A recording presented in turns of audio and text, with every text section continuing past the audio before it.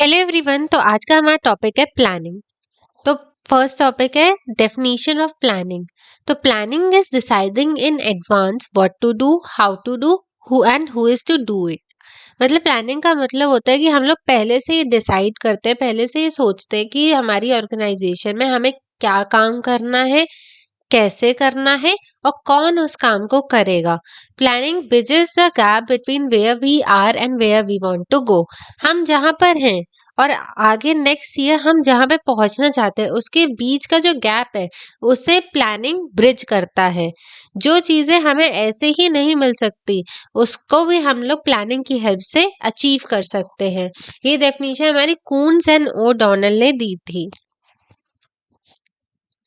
Next topic है हमारा objectives of planning. So the first objective of planning is achievement of organisational objectives. Planning helps the organisation achieve its objective. Planning क्या करता है? Organisation को उसके जो goals होते हैं उन्हें अचीव करने में हेल्प करता है। प्लानिंग हमें वो रास्ता दिखाता है जिस पर चलकर हम लोग ऑर्गेनाइजेशन के गोल को कम से कम टाइम में, कम से कम पैसे में और कम से कम एनर्जी में अचीव कर सकते हैं। It bridges the gap between where we are and where we want to go. Second है हमारा it facilitates decision making. Decision making is deciding what to do when managers face a problem solving situation and adopting the best way out of the available courses of ways of doing it. समझो किसी manager के सामने कोई भी problem आ रही है तो उस समय क्या एक्शन लेना है, ये जो डिसीजन होता है इसमें हेल्प कौन करता है? हमारी प्लानिंग हेल्प करता है। The process of choosing a course of action from two और मोर अल्टरनेटिव्स। टू और मोर अल्टरनेटिव जब हमारे पास हो और उसमें से हमें एक एक्शन चूज करना हो, इस प्रोसेस को हम लोग डिसीजन मेकिंग कहते हैं। और मैनेजर्स को डे टू डे बेसिस पे बहुत सारे डिसीजंस लेने पड़ते हैं, जैसे कि क्या प्रोड्यूस करना है, कैसे प्रोड्यूस करना है, कैसे कैसे ऑर्गेनाइजेशन के रिसोर्सेज हैं, कैसे उन्हें इफेक्टिवली एलोकेट करें डिफरेंट डिफरेंट एरियाज में, क्या प्राइमरी गोल्स हैं, क्या रिस्पॉन्सिबिलिटीज हैं, एटसेट्रा। ये सारी जो प्रॉब्लम्स जब अराइज होती हैं ना, तो उनको सॉल्व करने में प्लानिंग हमारी बहुत हेल्प करती है। It provides stability to organizations. Organizations that plan their operations are more stable than others. अब स्टेबिलिटी प्रोवाइड करते हैं ऑर्गेनाइजेशन को, क्योंकि प्लानिंग में क्या करते हैं हम लोग, प्रेडिक्शन भी करते हैं कि आगे आने वाले साल में कैसी सिचुएशंस रहेंगी। तो ऐसे ही कोई मार्केट सिचुएशन आती है तो वो हमें शॉक नहीं लगता है, हमें ऑलरेडी पता होता है कि हमें क्या कोर्स ऑफ एक्शन लेना है। इसलिए जो हमारी ऑर्गेनाइजेशन है वो बाकियों के कंपैरिजन में ज़्यादा स्टेबल हो जाती है। नेक्स्ट है overall view of coordination. Organization is a structure of relationships where authority and responsibility are clearly defined. अब देखो ऑर्गेनाइजेशन में खूब सारे स्ट्रक्चर है रिलेशनशिप्स का, जिनकी अपने अपने अथॉरिटी और रिस्पॉन्सिबिलिटी बहुत क्लियरली डिफाइंड होती है। प्लानिंग क्या करती है? इन सारे फंक्शंस जो एक इंडिविजुअल परफॉर्म कर रहा है या कोई डिपार्टमेंट परफॉर्म कर रहा है, उन्हें एक दूसरे में यूनिफाई कर देती है, कोऑर्डिनेट कराती है और उन सभी डिपार्टमेंट, सभी लोगों को एक ऑर्गेनाइजेशन गोल की तरफ डायरेक्ट करती है। इस प्लानिंग से ही हम लोग जो इंटर डिपार्टमेंटल एक्टिविटीज होती हैं उन्हें कोऑर्डिनेट कर सकते हैं, ताकि सारे डिपार्टमेंट अपने लेवल पे बेस्ट करके जो मेन ऑर्गेनाइजेशनल गोल है उसे अचीव कर सके। Optimum utilisation of resources. अब कोई भी ऑर्गेनाइजेशन है उसके पास बहुत लिमिटेड रिसोर्सेज होते हैं। प्लानिंग क्या करती है? इन रिसोर्सेज को डिफरेंट डिफरेंट ऑब्जेक्टिव्स और फंक्शनल एरियाज में एलोकेट करती है on the basis of organisation priority. Organisation की प्रायोरिटी के बेसिस पे डिवाइड करती है। जैसे क्या होता है? बेस्ट यूटिलाइजेशन ऑफ रिसोर्सेज होता है। नेक्स्ट है डेवलपमेंट ऑफ मैनेजर्स। प्लानिंग में imagination, creativity, thought, analytical skills, conceptual skills, इन सब की ज़रूरत पड़ती है। जो मैनेजर्स प्लान करते हैं वो अपनी इन स्किल्स को इन्हांस करते हैं, उनका डेवलपमेंट होता है।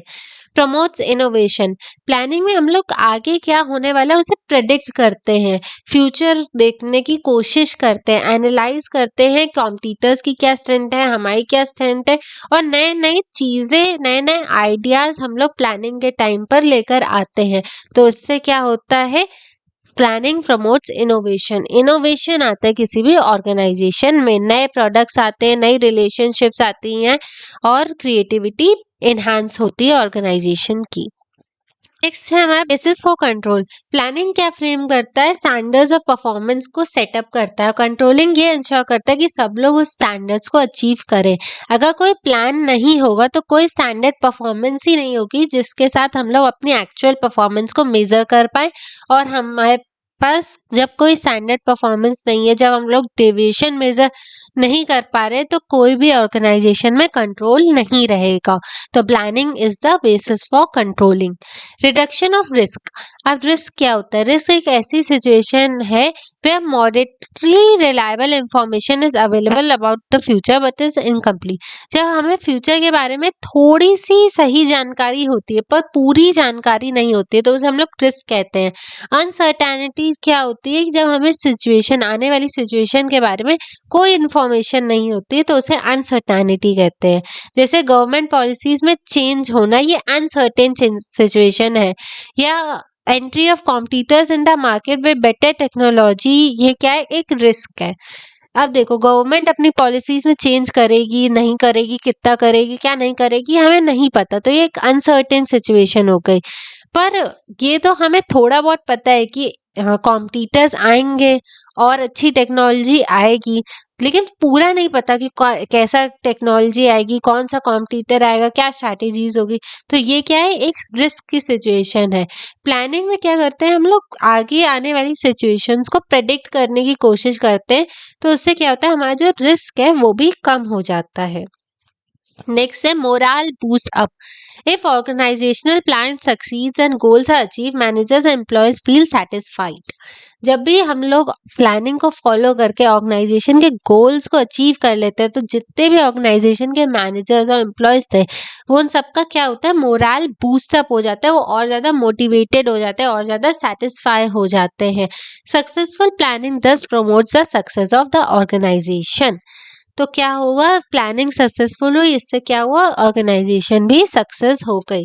अब जो स्टैंडर्ड्स है वो एक स्टैंडर्ड, एक लेवल और ऊपर सेट होगा नेक्स्ट प्लानिंग साइकिल में। मतलब इस साल हमने जो गोल अचीव कर लिया, 10 लाख का गोल था, 10 लाख का गोल अचीव कर लिया, तो नेक्स्ट साल हम नेक्स्ट स्टैंडर्ड पे, हायर स्टैंडर्ड पे जाएंगे, 15 लाख का गोल रखेंगे। नेक्स्ट है हमारा facilitates delegation. Well design plans enable managers to concentrate on strategic issues and delegate routine task to lower level managers. अब जो अच्छे प्लान्स होते हैं, वेल डिफाइंड प्लान्स होते हैं, उससे क्या होता है कि जो हायर लेवल मैनेजर्स हैं वो मेन इंपॉर्टेंट स्ट्रैटेजिक डिसीजंस पे, उन इश्यूज पर फोकस कर पाते हैं, और जो छोटे मोटे रूटीन टास्क होते हैं, रूटीन काम होते हैं, उन्हें लोअर लेवल मैनेजर्स को डेलीगेट कर पाते हैं। इसलिए प्लानिंग प्रमोट्स डेलीगेशन।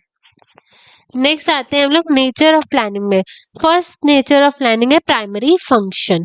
प्लानिंग किसी भी मैनेजमेंट का प्राइमरी फंक्शन है। फर्स्ट फंक्शन प्लानिंग होता है क्योंकि गोल्स प्लानिंग में ही सेटअप करे जा रहे होते हैं, और जब तक गोल नहीं है, कोई भी गोल सेटअप ही नहीं करा है, तो जो नेक्स्ट फंक्शंस ऑफ मैनेजमेंट होते हैं, कौन कौन से? Organising, staffing, directing and controlling, वो सब नहीं करे जा सकते, वो सब एग्जीक्यूट ही नहीं हो सकते जब तक ऑब्जेक्टिव्स ना हो। ऑब्जेक्टिव्स कहाँ सेटअप होते हैं? प्लानिंग में सेटअप होते हैं।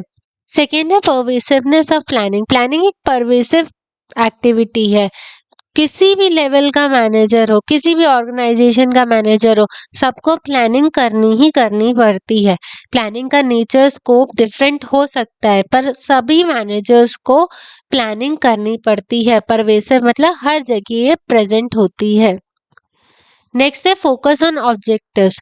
एक कोई भी प्लान बनाया जाता है, उसका मेन गोल क्या होता है? कंपनी के जो गोल्स हैं, ऑब्जेक्टिव्स हैं, उन्हें अचीव करना। तो ये हमारा थर्ड नेचर ऑफ प्लानिंग है, फोकस ऑन ऑब्जेक्टिव्स। इसमें हम लोग वो एक्शंस आइडेंटिफाई करते हैं जिसको करने से जो कंपनी का गोल है उसे हम जल्द से जल्द और कम से कम पैसों में अचीव कर पाए। बिना ऑब्जेक्टिव्स के प्लानिंग हो ही नहीं सकती। फोर्थ है फ्यूचर ओरिएंटेड। प्लानिंग हम लोग पास्ट के लिए प्लान तो नहीं करते ना, हम लोग ऑलवेज फ्यूचर के लिए प्लान करते हैं। तो planning is always future oriented because it is done for the future.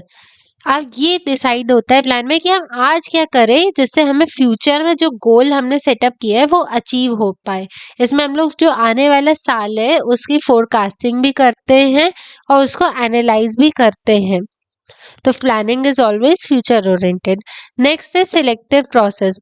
Planning एक सिलेक्टिव प्रोसेस होता है जिसमें हम लोग different different course of action, different different alternatives में से जो बेस्ट अल्टरनेटिव है हमारी ऑर्गेनाइजेशन के लिए उसे चूज करते हैं कि हमें क्या एक्शंस लेने हैं जिससे कि ऑर्गेनाइजेशन गोल्स को हम लोग अचीव कर पाए।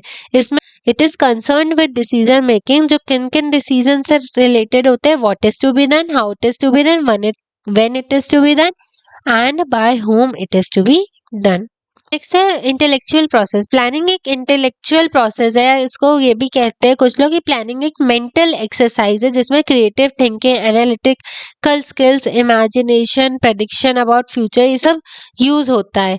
मैनेजर्स को different different courses of action consider करना पड़ता है, उनके प्रोज और कॉन्स स्टडी करने पड़ते हैं हर एक्शन के, और डिसाइड करना होता है कि कौन सा बेस्ट है अपनी ऑर्गेनाइजेशन के लिए। कोई गेस वर्क यहाँ काम नहीं करता, बस इसकी रेशनल थिंकिंग की ज़रूरत होती है, इसलिए इसमें मेंटल एबिलिटी बहुत रिक्वायर होती है, हमें पहले सोचना पड़ता है कोई भी काम करने से पहले। तो प्लानिंग क्या है, इंटेलेक्चुअल प्रोसेस है, एक मेंटल एक्सरसाइज है। सेवेंथ है कंटिन्यूअस प्रोसेस। प्लानिंग एक कंटिन्यूअस प्रोसेस होता है, नेवर एंडिंग प्रोसेस होता है। ऐसा नहीं कि एक बार प्लानिंग कर ली, प्लान बना दिया और खत्म। इसमें क्या होता है कि जैसे जैसे एनवायरनमेंट में चेंज आते रहते हैं वैसे वैसे हमें अपने प्लान्स को हर समय रिवाइज करते रहना पड़ता है, उन्हें मॉडिफाई करना पड़ता है, उन्हें एडजस्ट करना पड़ता है, इसलिए ये एक कंटिन्यूअस प्रोसेस है। एट्थ है increases efficiency. Planning aims to increase the efficiency of the organisation at all levels. Planning का क्या एम होता है कि ऑर्गेनाइजेशन के सभी लेवल्स की जो एफिशिएंसी है उसको वो इंक्रीज कर पाए। The guiding principle of a good plan is the maximum output and profit at minimum cost.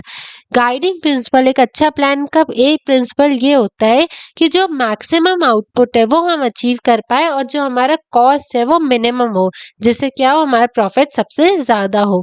Planning से क्या करते हैं हम लोग, रिसोर्सेज को प्रॉपरली यूटिलाइज कर पाते हैं, वेस्टेज कम कर पाते हैं, जिससे क्या होता है हमें मैक्सिमम आउटपुट मिलता है।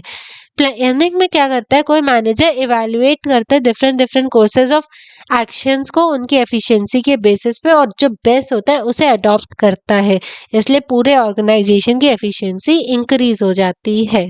अब हम लोग एक रिकैप कर लेते हैं प्लानिंग के नेचर। फर्स्ट है प्राइमरी फंक्शन होता है, सेकेंड परवेसिव होता है, third focus on objectives, fourth future oriented, fifth it is a selective process, sixth it is a intellectual process, seventh continuous process, eighth increases efficiency of the organisation. आज के lecture के लिए इतना ही। Full video देखने के लिए thank you everyone.